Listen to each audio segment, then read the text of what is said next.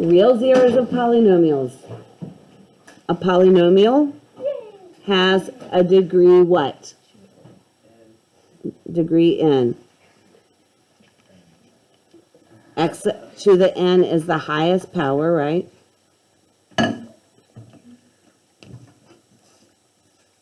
All the way down to the first degree, and then we call a naught the constant term, right?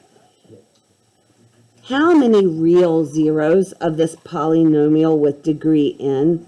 If we have a degree n, how many real zeros do we have? At most, n real zeros. Do we always have n number of real zeros? No, because if you remember some of those weird ones that had imaginary zeros, had the little, like, curvy things up above or below the x-axis, correct? So they didn't turn into real zeros. So, if we're moving on to actually rational zeros now, rational zeros, if there is, what is a rational number? A number that can be written as a fraction. If we have a rational zero, it will always be in the form of p over q, where p are all the factors of which term?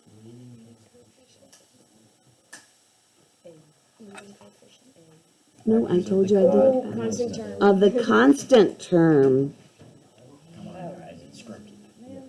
a naught. Q are all the factors of the leading coefficient.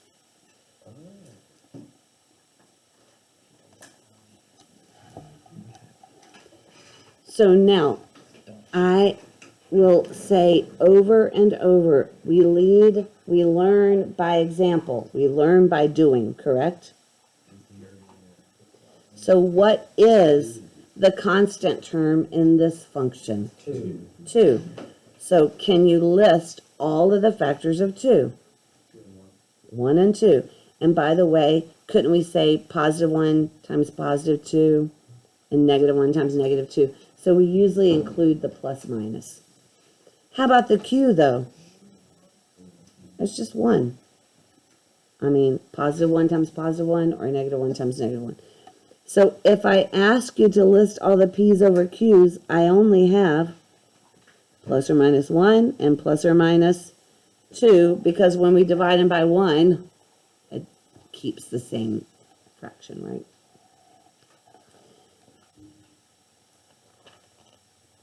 Now, if I want to determine which one of these or which ones of these might work, what should I do? Plug and chug or use synthetic division, right? We just learned synthetic division, so now we can use it. But I do want to show you some tricks. The tricks for the zeros or the synthetic division. If one works, one will work if you add all the coefficients and they equal 0. Can somebody add those coefficients?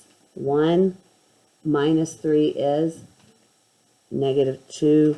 Negative 2 plus positive 2 is? Well, trick number 1 works. 1 works. Therefore, I'm going to use my trickery to find some zeros quickly, right? Use my trickery to find them quickly. I'm a poet and didn't know it. Anyway, why did I put a 0 there? X squared. We're missing the x squared term, right? So pull down the 1, multiply, put it there, add. Am I going too fast? Are we good? 1 times 1, add those, we get negative 2. And lo and behold, what do we see for our remainder? We got x minus 1 is a factor, correct? Guys, when we get down to 3 terms here, what can we always turn this into? A trinomial. That's the constant, that's the x. So does everybody see this is x squared plus minus 2? Does this thing factor? Yes. Yes, it does. Positive 2 and negative 1. So if the directions said to factor the polynomial, I already have x minus 1 as a factor. I have another x minus 1, correct? So that would be squared x plus 2. There is the answer if the directions say factor the polynomial. If the directions say find the zeros, what are you going to say? 1 is a double root because there's 2 of them, right? And negative 2. And by the way, what was our listing of all the possible rational zeros? Plus or minus 2. Are we in that group? Yes. Yep, minus 2, negative 2 worked. Positive 1 is a double root. And everybody understands trick number 1. Yeah. Trick number 2 is, I'm only have 2 tricks, okay? Trick number 2 is negative 1 will work if you add, thank you. Negative 1 will work if you add all every other term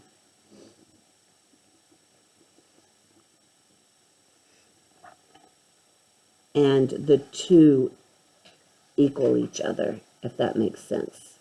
If I added every other term, I would be adding, actually, there would be a 0x squared, correct? Yeah. I would be adding a 1 with a negative 3 to get negative 2. And I would add a 0 and a 2 to get positive 2.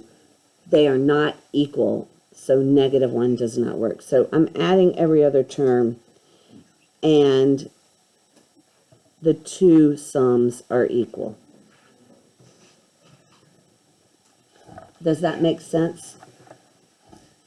Yeah.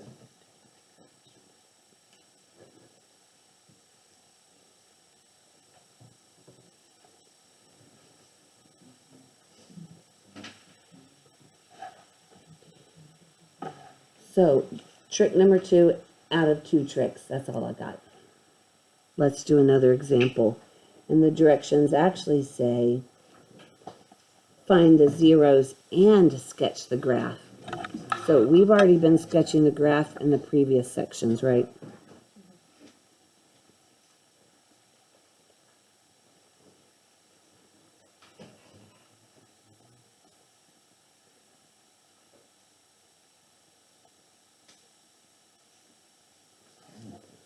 So if we're tasked with finding the zeros, what should we list out? All of our P's and Q's, right? And I think at this point we probably can just do the plus minus. What are all of the P values here? 1, 10, 2, and 5, plus or minus each of them, right? And the Q's are all 1, so they're all going to be over 1. No fractions yet. I mean, all of them can be written by as fractions by putting them over 1, right? So shall we try trick number 1? 1 minus 5.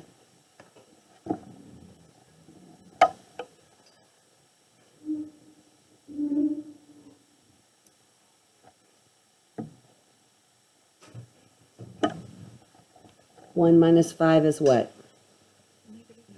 Negative 4 minus 5 is negative 9 plus 23. 14. Is that right? Plus 10. All right, 1 is out. How about negative 1? 1 minus 5 is negative 4, plus 10 is 6. Negative 5 plus 23 is not 6. So 1 and negative 1 are out. The whole purpose of the trickery is to help us zone in on what might work. So there's no sense in trying 1. We'll just try 2s. 1, negative 5, negative 5, 23, and 10. We weren't missing any. 4, 3, 2, 1, right? Pull down the 1. Y'all take off on this. Get it? Because you should know how to do it, right? Negative 6, add 2 times negative 11, add 2 times 1. Uh-oh. 2 did not work. Wait, did I mess it up? 2, negative 6, negative 22, 1. 2 doesn't work. So we have to keep going. Do you want to try negative 2 or 5? Let's try 5. I know there's so many options. Oh, this is nothing compared to some of them. I'm sure. Pull down the 1, multiply, 0, add, negative 25, negative 2, 2 times, negative 2 times positive 5 is, woo, whoever chose 5, that was good.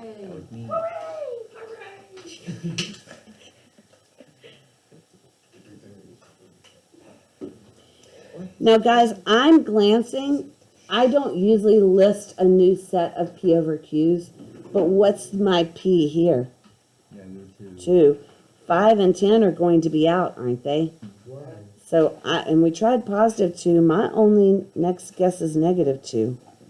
And by the way, we use this, we call this the depressed polynomial. It's the reduced one that we got when we got the factor, right?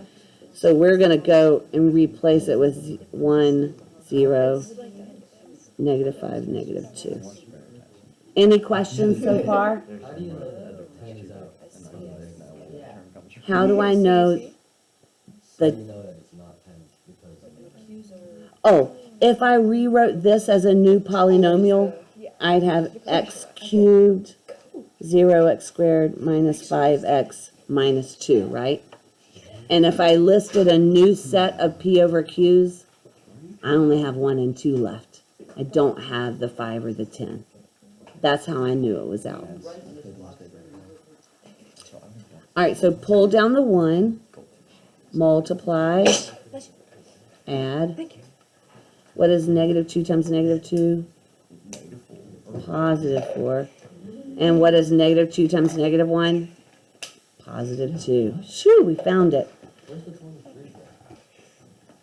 Where's the what? It's a new one. It's the depressed one. The new depressed one. The reason I have to do this, guys, is because my goal is to get down to be what? A quadratic, I mean a trinomial, right? Which is a quadratic, but does this one factor? I don't think it does. So we have now found the only 2 rational zeros. This one is going to be like the opposite of b plus or minus the square root of b squared minus 4ac over 2a. And a negative 4 times a negative 1 would be positive 4. So this is 2 plus or minus the square root of 8, isn't it? Over 2. We'd have some reducing, but if I had to find all of the real zeros, I would need to include this, right? How many are included right here? 2, because the plus or the minus, right? Let's do some review. Square root of 8. How does that simplify? 2. Yep. 2 times 2 times 2. This is 2 root 2. So I'm really looking at 2 plus or minus 2 root 2, all divided by 2. Could I split it up and make 2 under each of them? So if I'm listing all the zeros, I'm saying 5, negative 2, 1 plus root 2, and 1 minus root 2, correct? Because the 2's all canceled.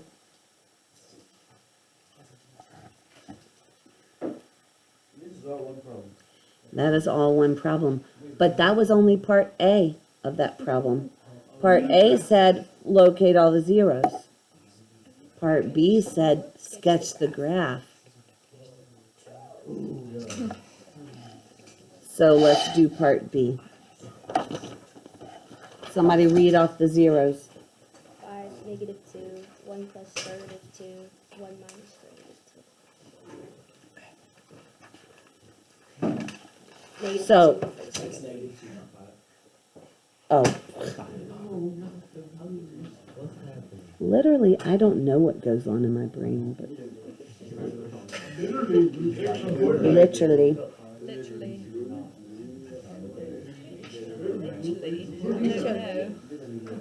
don't know anymore. All right.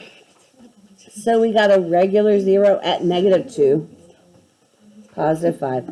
Square root of 2 is like 1.4-ish, right?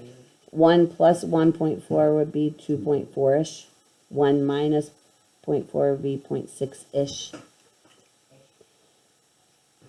And our polynomial, read off the original polynomial. X to the 4th. 5x to the 3rd minus 5x squared plus 23x. My original polynomial, what do we look at for that end behavior? Leading coefficient, the degree is 4, they're both going up or both going down. It's positive, so we know they're both going up. And notice I included no y units because literally I'm just asking for this general shape, right? Not the exact y values. 1 minus 1.4. Why did you let me draw it in pen? 1 minus 1.4 is negative 0.4. I know. I knew there was something. Do you want to restart again? No. Are you? We're sorry to the viewers. All right. So sorry, viewers. The problem is they're in trade, so this will. All right. Next year. It won't happen. If I'm just at, my next example is we're just going to be tasked with finding all real zeros. We're not going to sketch. I'm sorry, I said real. Let's go rational. So we won't even have to do the quadratic formula or anything. Or estimate what 1 minus square root of 2 is. No. But look what we have, a leading coefficient that is not 1.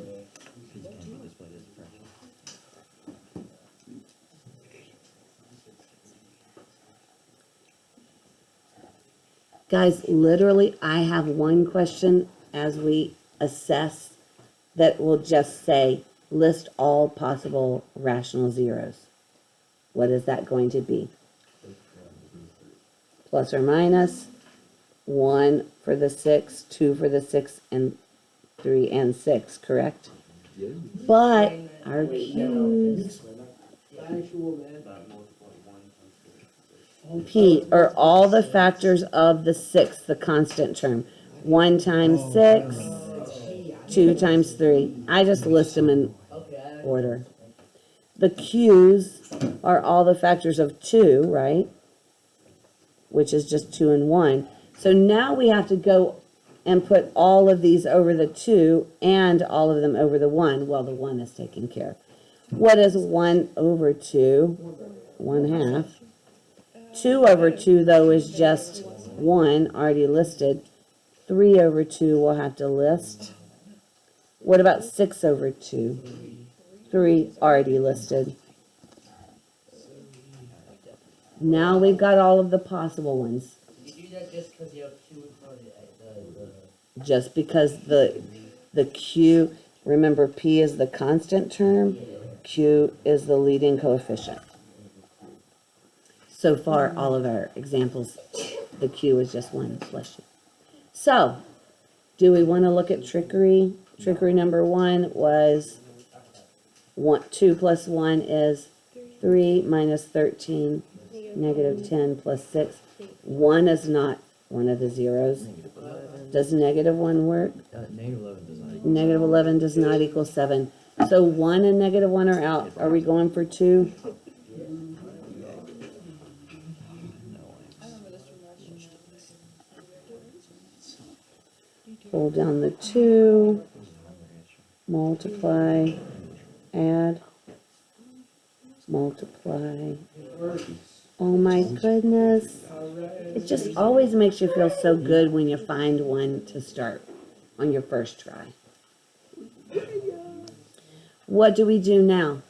Depressed polynomial. Depressed polynomial. And once we get down to 3 terms, our synthetic division time is over, right? Is it really? Yeah, we just start factoring. Ooh, I know y'all hate the factoring by, like, trial and error, but 2 is only 2 and 1. 3 is also only 3 and 1. We got some negatives and positives. Do we want it to be a positive 6 and a negative 1? Sure. So all of the zeros are what? 2, 1/2, and everybody got that?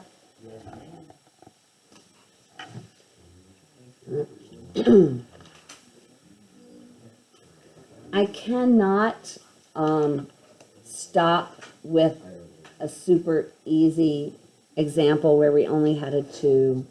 So we gotta do one with the bigger one. However, would you like some more tricks that will help us narrow down our search for the zeros? We have Descartes' rule of signs. Descartes. Is this guy Italian or Spanish? I don't know if it's Italian or Spanish. I always say Descartes, but Descartes would be the Mexican Spanish way. All right. Descartes' rule of sign says the number of positive real zeros equals the number of sign changes or that number an even number less than that.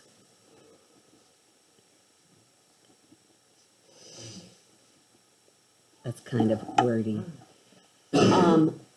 I'll show you Descartes on the examples we've done, but Descartes. But why do you think we would subtract an even number? I'll go back to this example to try to help you. When we found the zeros of this example, and we had what are these? What are these 2 zeros called? They're not rational zeros, they're what? Irrational. What if the thing under the square root, though, was negative? Imaginary. They would be imaginary. If I had one imaginary root, what do I know I have? Another one. Another one. That is why Descartes' rule of sign would subtract an even number from the sign changes. So let's just look the last example we did. What do I mean by sign changes? What do I start out as? Positive, What am I on my next one? Still positive. Uh-oh. Now I go to negative. That's one sign change. And then I go to positive, so that is two sign changes. So for the positive real zeros, I have 2 or none. What did I really have? 2. What is the explanation you need? Can you show me how you got the two? Right, I Positive to positive is no sign change. Positive to negative is a sign change. Negative to positive. I have 2 sign changes. I just explained to you if I have one imaginary zero, I must have 2. That's why I have 2 positive real zeros or 0 real positive ones. The negatives, listen. Oh, are you good? I'm trying to understand the last part. It says on even number less than. If I start with 2, subtract, the first even number is 2. Subtract 2 from 2, I get none. 0. So those are your two options then? Yeah, we're not going negative. Yes. But if you get like more than 2 sign changes, then you subtract 2 and it's either like. If I had a big long one and had 4 sign changes, I would either have 4 or 2 or 0. Or, If I had, keep subtracting 2? yeah, if I had 3 sign changes, I would have either 3 or 1. Okay. Does that make sense? All right, for the negative real zeros,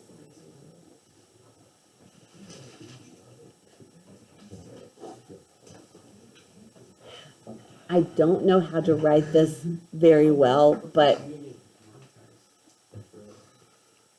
the number of sign changes, I'm going to write it up kind of official, in P of negative x, or subtract an even number, or even number less than that, right?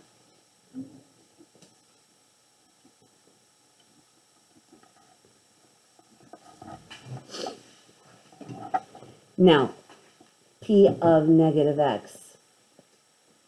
Honestly, I don't think of this in like an official capacity. What I do is I go above my function. I'm making sure you have enough time to get it down. We good? I go above my function and I say, if x was negative, what would x cubed be? Negative times positive 2 would be? What is a negative number squared? What is a negative number times a negative? Positive. And that 6 stays positive. So here's how I check. I pretend the x was negative, right? I go up and I write those signs that they would be. And what I see is only what?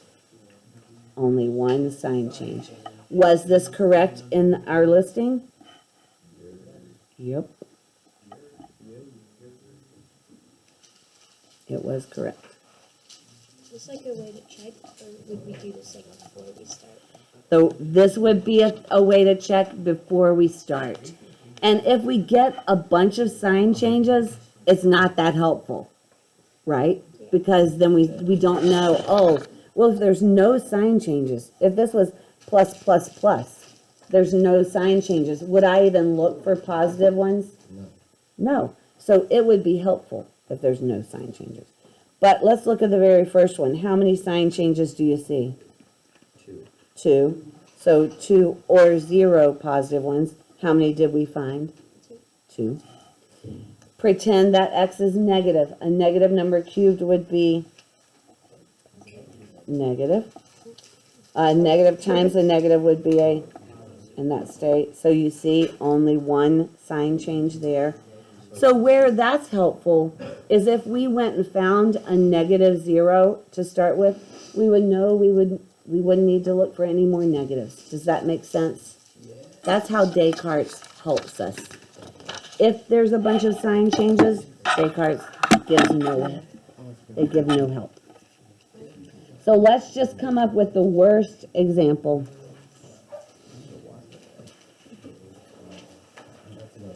Just the hard example.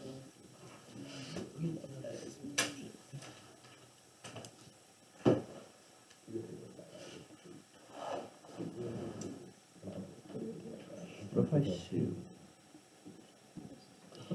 And the directions simply say, find all rational zeros. That's disgusting. Yes. So what's our start? Maybe P over Q's, maybe Descartes.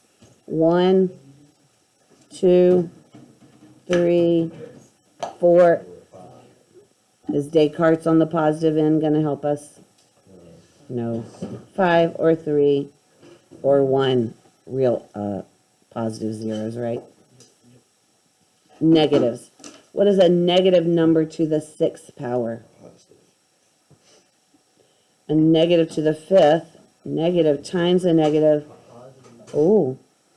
Oh, well, negative to the 4th is positive. It stays negative. Negative cubed is negative times positive. Stays negative. Positive times negative. Oh. So this does help us a little bit, doesn't it? I see only one sign change for the negatives. Did I go too fast on the... I mean, really, it's just determining signs, right? So Descartes would help us. P over Q's plus or minus what? Oh, 1, 2, 3, 4, 6, and 12. And then we got to divide them all by 2. 1/2. 2 halves is already listed. 3 halves. 4 halves. 6 halves. 12 halves is 6. So there's really only 2 extras. So do we want to try to find our one negative first, or shall we do our tricks just to see? 2 minus 3 is -1 minus 13. -14 would be positive 15. Minus 27, -12. Plus 32 is 20. Minus 12. 1 is out, or at least positive 1 is. Shall we do the -1? Add the opposites. That -11.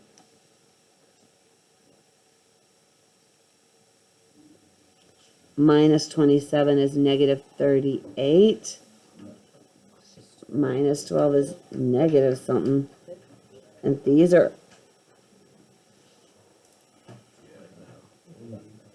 Yeah. That's not going to work. So positive 1 and -1 are out. So shall we just start with 2?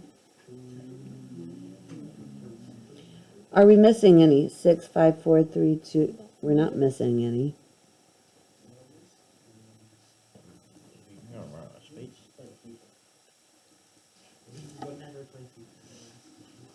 I will implore you on these. Sometimes we have double roots that show up. Don't forget, you can try the same number again. 2 times 11, -11. Is that a 7? 14, -13. 6. Well, looky there. Oh, I did something wrong. Woohoo! What did I do wrong? Shall we try 2 again? Because we still got some sign changes, right? Right here. Oh, goodness. Hold down the 2. Multiply. Multiply. Add.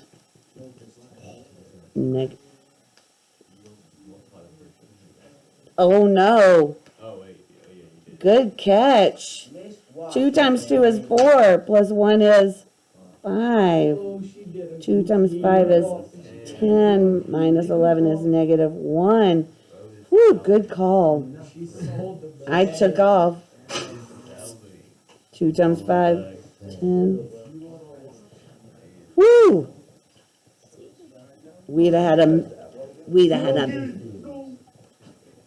that was good.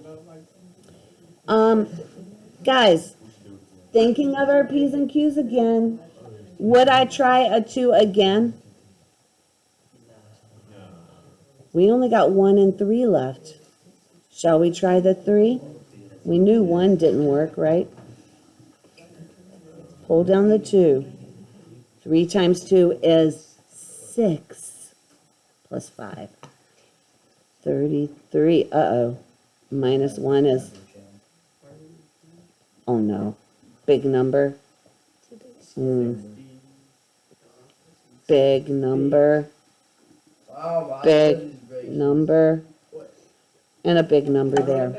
Elephant.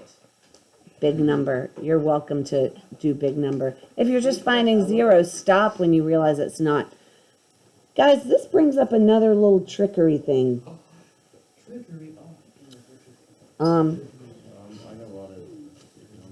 If I had all positives, that's called an upper bound. An upper bound occurs if I have all positives, which means I'm not going to go above the 3 because 3 would have been an upper bound. A lower bound is when we get alternating plus minus or minus plus minus plus. So we know we would never go below that. This, by the way, is only for negative numbers, not positives. This is only for positive. When I say zeros, I'm trying. So where do we have to go back to? 2, 5, negative 1, 5, and negative 3. I caught the mistake. Everybody feels good about that line, correct? So, I feel bad. But we know we're not going, we got big numbers. We know we got positive, positive, positive. We're not going above 3. So 4, 6, and 12 are out. Uh-oh. We got to do some fractions. Which one are we going to try? 3 over 2.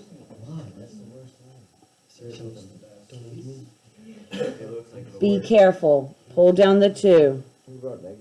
What is 3 over 2 times 2 over 1?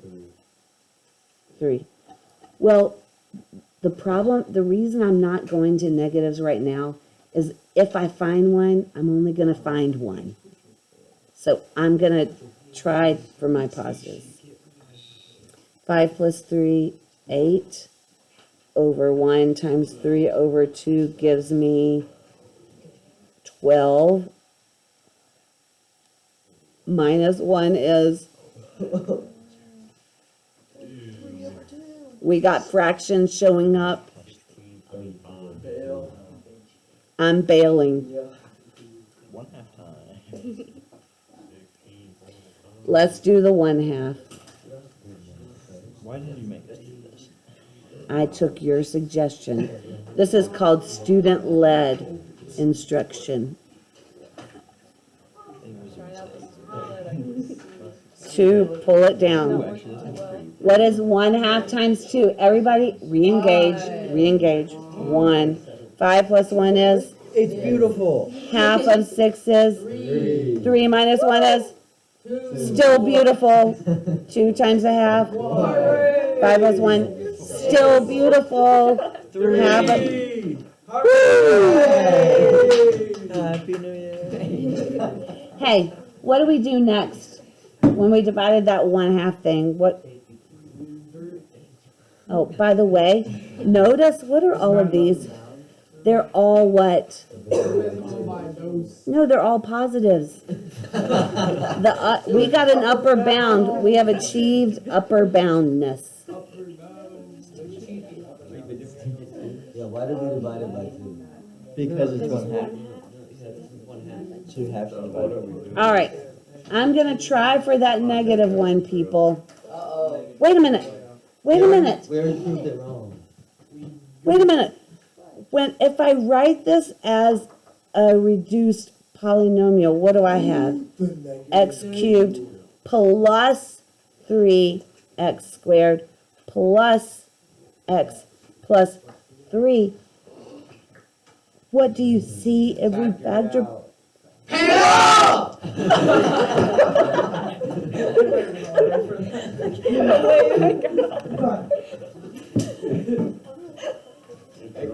We factor by grouping. What comes out of these? X plus 3 plus 1 times x plus 3. Guys, I just found the negative real zero. Did you all find it? Negative 3 would have worked. Let's test it. Negative 3 plus 3 is 0. 0, 1. Negative 3. Found it. And we get left with the x squared plus 1. If you, any of those things that you see, I noticed the 1, 3, 1, 3. I was thinking this. I was thinking, oh my goodness, I could factor by grouping. Any of the tricks you've ever learned in algebra can come into play here. So we've got what are all of our zeros that we need to list? The real zeros. Or the rational zeros. Too much. 2 is a double root. 1/2 negative 3. And it did fit with Descartes. We had 1 negative 1, 3 positive, which was 5 minus 2, right? Now, will this one create real zeros or not? No.